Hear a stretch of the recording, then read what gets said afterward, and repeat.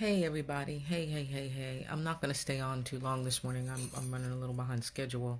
But I did want to say I continue to read the articles. I continue to post the articles. I continue to review the stories, the history, the pain, the suffering, the atrocities, the indignities, the vile and inappropriate and inhumane acts that have been done in the past are currently taking place in the present, and by all measures, an observation could get worse in the future if we don't make a concerted effort to do something about it. So that said, I was going to go on a spiel about some of the different feelings and my different opinions about varying subjects. I've been a little distracted and had a couple of other things that I've been trying to concentrate on. Um, my data research that I normally do isn't up to par right now. Hey Maurice, how are you today? I was just sharing in general that I felt like it seems like the wheel keeps turning and the wheel keeps turning, but it keeps turning in the same place. We keep seeing more and more of what is happening as it relates to attacks on brown and black people, as it relates to attacks on immigrants. 1 minute where they're getting ready to do a clean sweep across 10 cities, and then the next minute everything stops. And then, of course, I know, and I think most of us who are wise enough to understand politics know that it was a manipulation tactic, and that it's a strategy to confuse voters. So for those who are feeling a sense of guilt or compassion towards those families who are being victimized by ICE, of course, if the T-Rump suddenly turns around and says, "Oh, I changed my mind. I want to be a nice guy," that puts him back in good graces with the people who would likely not want to vote for him in 2020.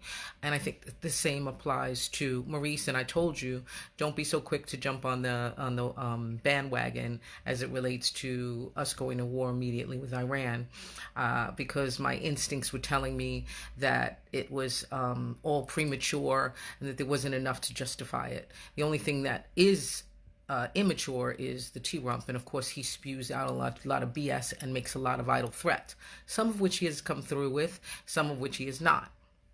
But again, so today I didn't really want to get into too many of the specific subjects.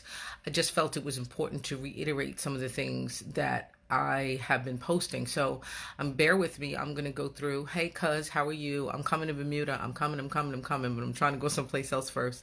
Hey, Roy, love you too. I love my family. They're always supporting me. Kenneth, and also Moon. She never, ever hesitates to show up.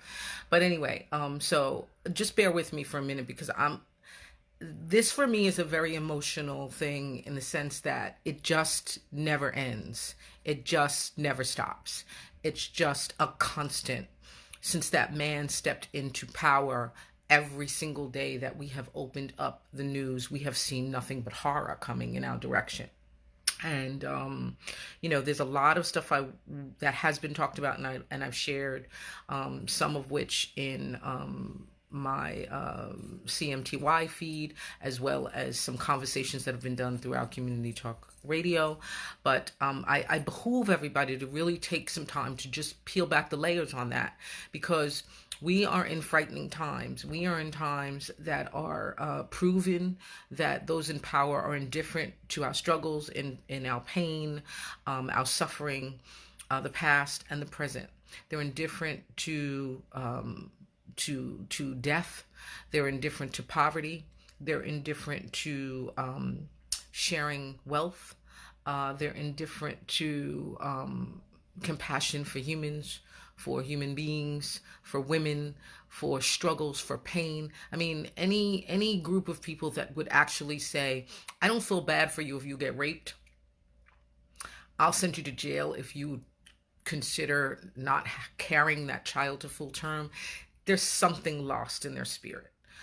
But again, I did not want to get on one specific subject matter today. I really just wanted to address, not address, but share a couple of the titles that I've been posting, because I was reviewing it. I went through everything a couple of days ago because I was trying to find some things that I specifically put in the chat room, because I mentioned in the chat room, for those of you who did not go, there is where you will find the politicians that are being funded by the super PAC.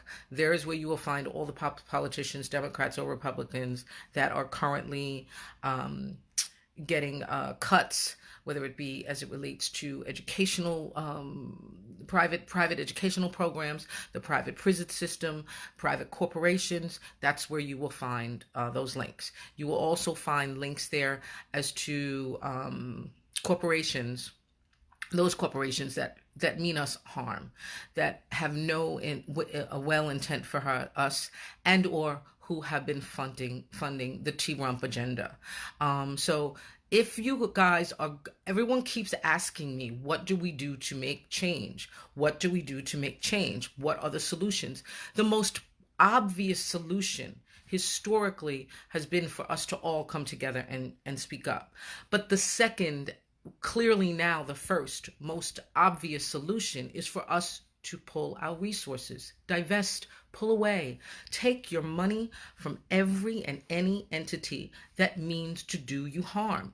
I know it's hard when you're on a fixed income or you're struggling with certain amount of money to navigate raising a family, that you want to go to Walmart. But I'm here to tell you, Walmart doesn't have prices that are that much better in some ways than going over to one of the local stores. I know because I've done the comparison pricing. I saw two young brothers standing in the Bank of America, or was at a light. They were in there. They're getting their money out. They're patiently waiting. They couldn't have been more than in their early 30s, and my spirit moved me to wait for them to get out of that bank and to look both of them in the eye and say, "This may not be my business, but you should know that Bank of America is one of the number one sources of the Trump agenda." And both of their eyes lit up in disbelief, and they were like, "Wow, we didn't know that." And I said, again, I apologize if I'm crossing any boundaries, but I think you should know. We have access to all this information online. Every single one of us has access to the facts, the truth, what is out there, who's working for us as people and who's working against us. Whatever your issue is, whether it be you being standing for LGBT, you being a woman who stands up for her right to choose, you being Black and brown and a victim of all the horrific shit that just keeps coming at me every day. I wake up and I'm like, how do I keep suppressing and oppressing and holding in this rage I feel? The only way I can outlet it is to keep sharing it with you guys. So that's what I keep doing over and over and over again. But we have the power. The power is in the palm of our hands. Take your effing money away from these son of a bitches. Just the way we have with brands that have blatantly proven to be racist. Take your money from them. All of you all lovers of football, read the articles that I'm posting about the original young brothers who had to boycott and stand up against the university, Syracuse University, because they were told, you're not allowed to play if you date a white girl, and you're not a white...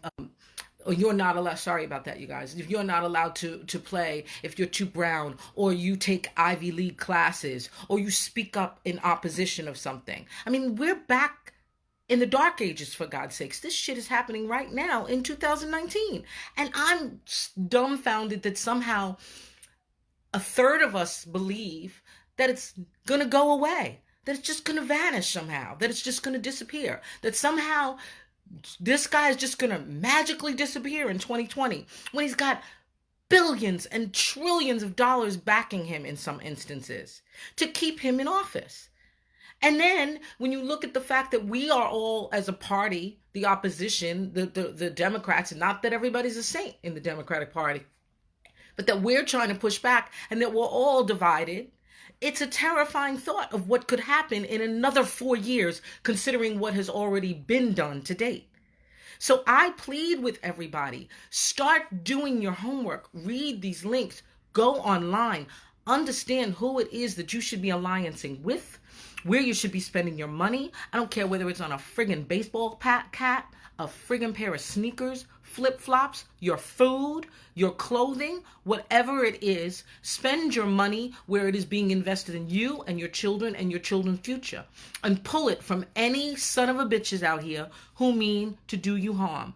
When I say that, to imprison you, to support the NRA and the indifference of murdering us, to support a policing state in which we can't even walk or ride a bicycle down the street without worrying about a police officer coming up and slamming us or our children down on a curb, bloodying them up and taking them off to jail.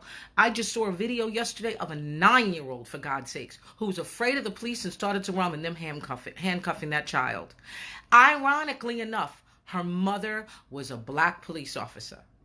This is some, I said it in the post and I'm saying it again, there's some sick shit going on out here. And everybody thinks that as long as it's not outside their door, it's not affecting them. And every single time we turn the other way, this is an experimental test, people. This is an experiment. We are the lab rats. And they're trying to dictate what the lab rats are going to do. I just posted something about Brazil. 2 million people showed up in Brazil in opposition of their sciences and their educational cuts. 2 million people. I have yet to see that. We may have had clusters of people marching around the country. Our children certainly came together around the country in different forms and fashions when they were opposed against the NRA. Not us. But the point is that if that's happening in other countries, this is an agenda that's trying to take hold and root itself. This evilness is trying to root itself in a lot of places. And the only thing that's going to stop it is us. The only thing that is going to push this to the point of, all right, enough is enough, is us. So take your money back, people. Take your money back. So that said, I'm going to read a couple of titles because I want you to process them. I'm going to implore again that each of you take some time to read some of these articles, look at the links that I am posting, understand where your power lies, understand who your allies are, understand who your enemies are, and understand the severity of the matters at hand because they're serious and they're getting worse. This one was this morning. Supreme Court limits access to government records in loss for Argus leader. That's in USA Today. In a nutshell, basically, we the people will no longer be able to access certain information that the government has exclusive access to. That's the first step in the wrong direction. Because that now puts us at a position, according to this, where we will not be able to access certain data. We will not be able to access certain records. We will not be able to understand the depths of something that works for or against us. In this instance, it had something to do specifically with food stamps and those businesses, how much they were collecting from the food stamp system and or how much was being allocated. And the interesting thing is that from a business standpoint, yeah, I have a right to privacy. I have a right for nobody to have access to my information or from a public standpoint. But now look at it from the reverse. Now the government gets to hide information from us.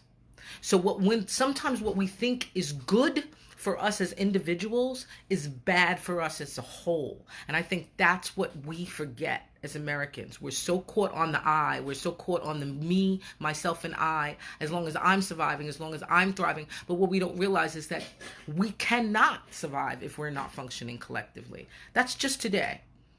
That's just today. That's just today, people. Then I posted something about the immigration. Of course, I've already mentioned that.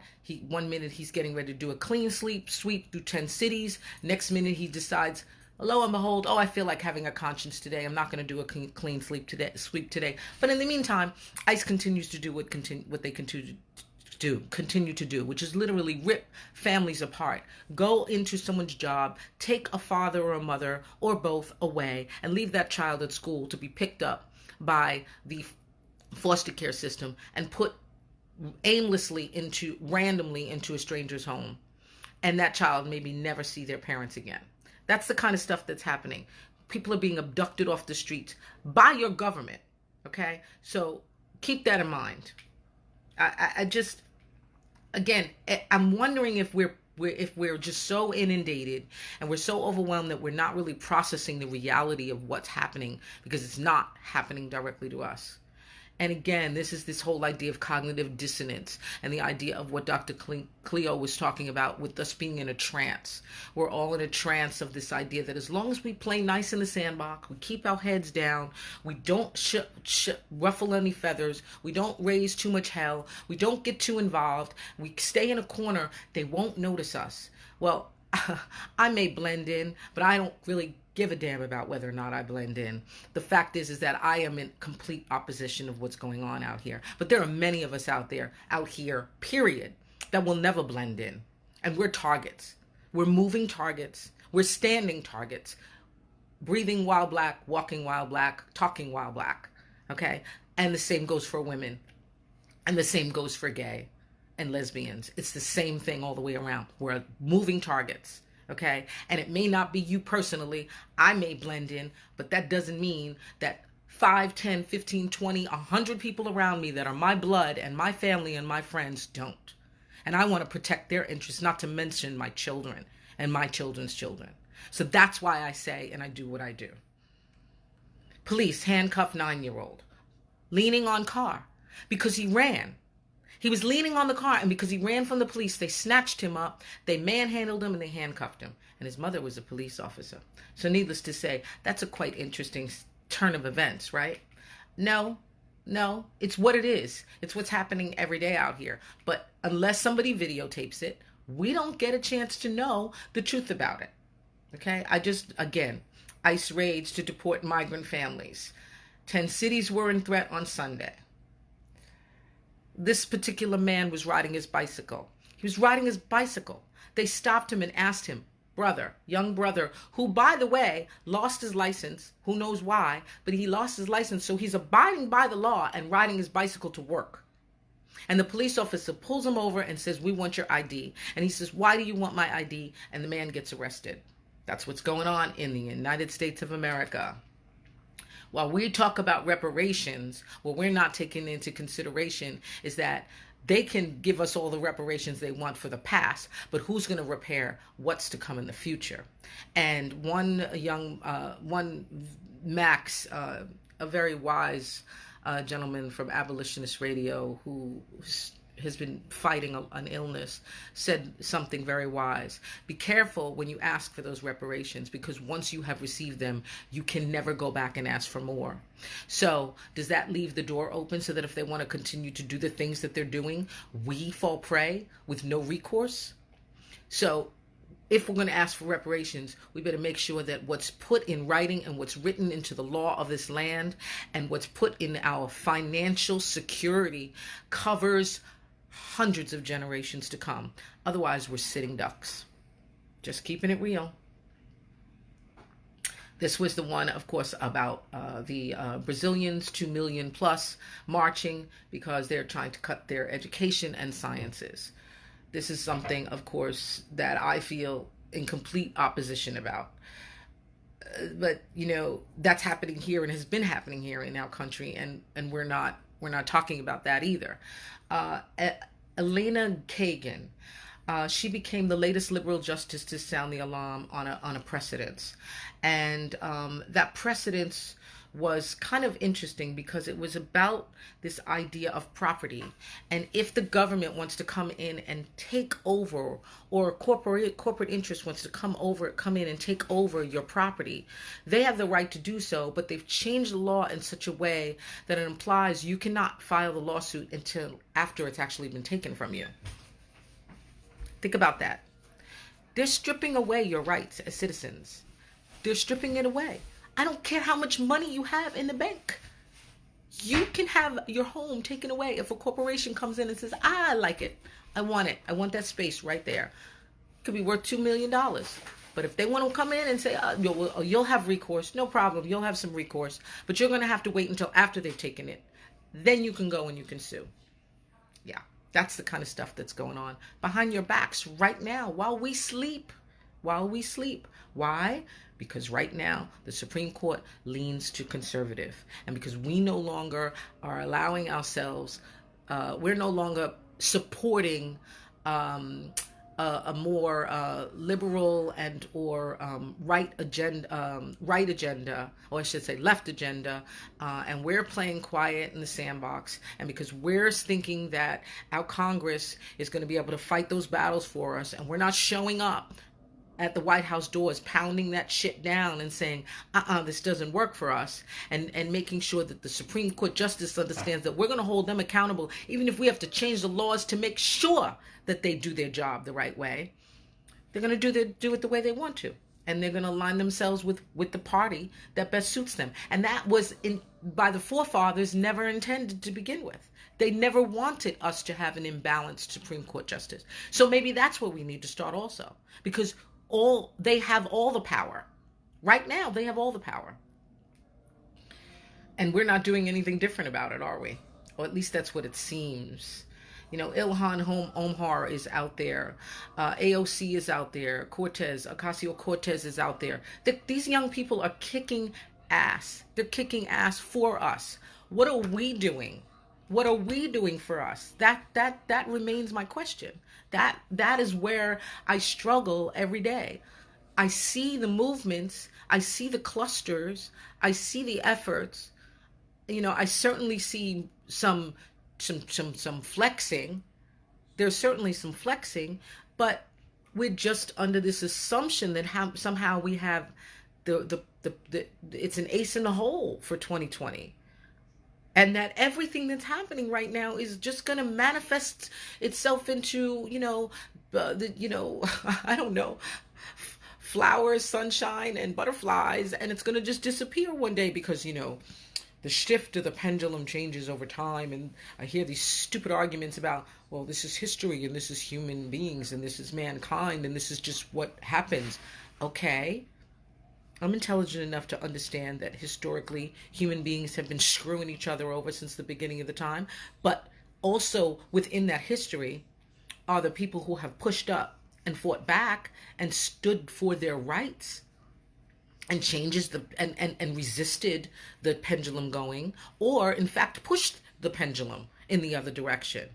And if we keep walking around in some kind of a sleep state, refusing to recognize that we're part of that change, then nothing changes. It gets worse, and it gets worse, and it gets worse. I spoke to a young Cambodian gentleman, a friend of someone that I know, and he is Cambodian. He's been here in the States, and he said, "Look, I don't like what I'm seeing. I'm building a home in Cambodia. I'm making sure that my family has a place to go." The gentlemen that I come in and out of and greet every day, the doormen where I work, they're all from, Hispanic countries, whether it be Cuba, whether it be the DR, whether it be Puerto Rico, and they're all like, I'm out. I'm out of here. I'm not doing this. I will not subject myself to oppressive experiences. You have to remember, some of these people have endured oppression. They've seen it firsthand. They know what the signs are. We have not dealt with that unless you were people of color. We have not dealt with it to the extreme that they have in the past. And they see the red flags, and they're planning to exit this country. That's a red flag. So just keep it in mind, you guys. Just keep it all in mind. Resolution condemning white supremacy causes chaos at the Southern Baptist Convention. The Southern Baptist Convention got together, and they were having a discussion to resolve the fact that they will not, under any circumstances, support white supremacy. Well, guess what? They were voting. All of a sudden, all of those under the Baptist Convention, whether black and white, were in agreement. Yes, we are going to push back against white supremacy. And then at the last minute, they decided there should be more discussion. There should be more discussion in the United States of America by the churches that fall under the Baptist Convention as to whether or not they're going to support or oppose white supremacy. They're billion-dollar operation, people, and lots of you all are pouring your money into that organization, and lots of you all are not white supremacists. But back to my point when I first started, you're supporting it. You're giving your money to people who support oppressing people of color, support doing harm to Hispanics and or LGBT under the guise of the church. So these are the things I'm imploring you guys. I'm imploring you all. Ryan Tuman, unarmed father of 3, shot 37 times. Hit a brand new baby boy.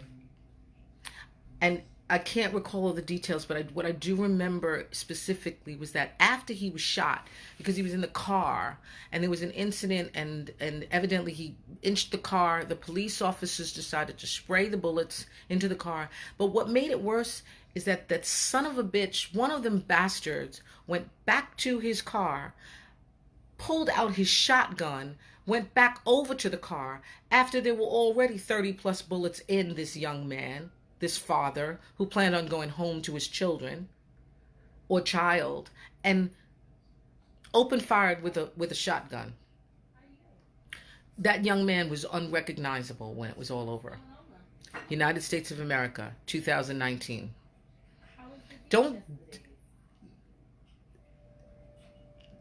The rage I feel, I hold back tears. I hold back such rage. Some days I wake up, I get this turning in my stomach, this sickness in my stomach, and I keep thinking, why aren't there thousands of us? Why aren't there thousands of us online right now? I mean, there are, but sporadically. Why aren't there? I mean, why aren't we flooding the gates of resistance? I'm just stumped. I'm confused and I'm stumped. And when I read these articles, and I don't even post as much as I read, and then I try to look back on history, because my goal right now is, okay, what are the solutions? What are the solutions? What are the solutions? I have to come up with solutions for everybody, besides the fact that I keep saying boycott, besides the fact that I keep saying show up, besides the fact that I keep saying sign the petitions, because if you put those petitions out there, and as I mentioned before, 100,000 plus names are on the petition, it goes to the floor in the House, and then it becomes part of a discussion. And if you all even want to create a bill, you even have the power to do that. The people have the power to do everything, but the question is, are we going to use our power? Are we going to use our constitutional rights? Because right now they're slowly trying to pull them away. They're trying to take them away a little at a time, and it stumps me. It just fascinates me. So again, I put in there about the petitions. I've put in there about the fact that there's over 5,700 Native American women who have disappeared, and that they also have put forth a bill to protect their women. Of course, I've put enough information in there about the protests against the right to choose, which is going to be a fight to the finish. But as long as the conservatives have the edge, the question is, will the American people have a voice? Will women in America have a voice? Because ultimately, even if it leans towards pro-choice, it still can come down to just the Supreme Court justice. And is that the way we want our government to run going forward? That's the question. And if it's not, what steps can we personally take to change the direction? And I'm not going to get on that soapbox, because everyone already knows how I feel as it relates to pro-choice. I had somebody say the other day, I don't know what it was some ridiculous comment about, well, at least you agree that it's a life. And I said, yeah, of course I agree that it's a life. Anything, a seedling, from the moment it sprouts or the moment that it gets water, is life. But why would I or any young people of this generation necessarily be committed to wanting to bring a life into a country, to a world, especially a country that does not value whether or not that child is safe in elementary school, and will not do what they have to oppress the organization that seeks to profit off of guns? Why would I want to bring a child into a world where those children, my child or any child who happens to be hungry, will not have the supports of a free meal for breakfast, lunch, or dinner, breakfast or lunch at school? Why would I want to bring a child into a world where the people don't see that child as life as worthy if he or she comes out gay, happens to be inclined to be opposite the genetic form that he or she comes in? Why would I want to bring a child into the world that sees that brown child's life as inadequate, unnecessary, not worth educating, not worth feeding, not worth giving proper medical care to, not worth making sure that the parents have a healthy environment, a decent job, a decent wage? Why would I? Why the hell would I? I'm past the age of making that decision for myself, but that doesn't mean I don't want my child or my children or my children's children to have that choice, especially because this country is not invested in its people. Not now. Not now. Not that they have 100% ever been, but certainly as we talk about the pendulum, it's swaying in the darker direction. So again, now there's another one that I find interesting. Republican lawmakers introduced a bill to curb protesting in at least 18 states. I don't know whether or not I will stay in a state where I'm told I can't protest. I don't know if I want to be in a country where I'm told that I can't speak. That's the honest truth. So on that note, I could list more, and I will list more, and I will share more. But I want you guys to think about what this means. What does it mean in terms of the legislative process? Whether or not the legislative process that's in place is actually being utilized to its fullest extent. Whether or not the imbalances are so great from the standpoint of the Republican Party, as well as those who support and fund the Republican Party, if things can change. And I would argue, and I will argue as I started in the beginning, yes, when you take their fucking money away from them, take their money away from them, and watch how quick they start kowtowing. I know they have a lot of it. I mean, they have, 43% of it or more? But that does not mean that you can't hit them hard and hit them in such a way that they will say, oh shit, we better start paying attention to the people who have been our little suckers and our little pansies who we keep putting our necks on. That's how you stop the madness. To that end, I love you all. Happy Monday. I hope everybody has a safe and happy and successful and progressive and awakening Monday, and the same for your week. For all of those more intimate to me and special and family and friends, I love you all. And again, if you don't hear from me, or you don't see me, or you haven't spoken to me, it's not for lack of love. It's just being busy and being pulled in a lot of different directions, and putting a lot of time and energy into investing in these kinds of things, because I think they're important. And right now, that whole thing about the boat and who's on the boat and who you throw off the boat, I'm coming from the standpoint of I'm going to save as many people in the boat as I can. And it's not just about me. It's just not. Sorry. I'm not even apologizing for that, because I just, my spirit tells me it's not about anybody having a sink. It's about all of us teaching each other how to swim and teaching each other how to stay on that damn boat. So, all right. To that note, gotta go. Take care. Have a wonderful week. I'll probably check in later with more organized details, statistics, etc. But again, I've just been pulled in a few different directions for a little bit. Take care, everyone. And thanks again for all my supporters, my cousins, my family. Howard, thank you. Maya, I love you. Madge, how you doing? I haven't seen you. Richard, Sandy, and when are we going? We keep talking about you and Moretta and I going to New Orleans, so I'm ready. I'm ready. Kendall, thank you, thank you. Tracy, always my heart.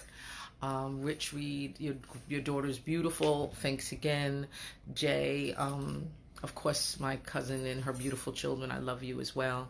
Cheryl Ann, thanks. And my girl, Chris, thank you, thank you, thank you. There's a few more I'm not mentioning, and I apologize, but I'm going to sign off for now.